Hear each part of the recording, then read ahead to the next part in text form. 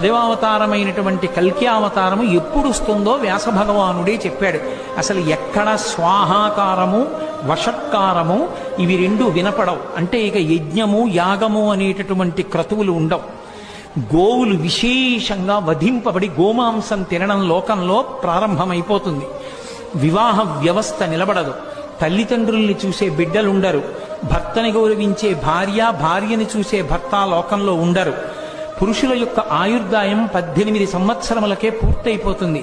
స్త్రీలు కేశపాశములను విరబోసుకుని తిరగడమే లోకంలో పెద్ద విశేషమైనటిదిగా అయిపోయి జట వేసుకునేటటువంటి సాంప్రదాయం విచ్ఛిన్నమైపోతుంది. అయిపోయిన తరువాత లోకంలో పురుషులు 18 సంవత్సరాలకే మరణించడం ప్రారంభమైపోయి ఆయుర్దాయాలు క్షీణించిపోయిన తరువాత ఆ సమయంలో శంబళ అనేటటువంటి గ్రామంలో విష్ణుయశుడు అనబడేటటువంటి బ్రాహ్మణుని కడుపున కల్కి అన్న పేరుతో శ్రీ మహావిష్ణువు 10వ అవతారంగా వస్తారు.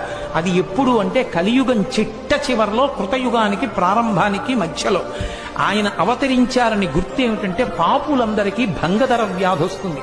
అంటే ఆసనమునందు పుళ్ళు పుట్టి నెత్తురు కారిపోతుంది. కారిపోయి వాళ్ళంతట వాళ్లే పురుగులు రాలిపోయినట్టు రాలిపోతారు.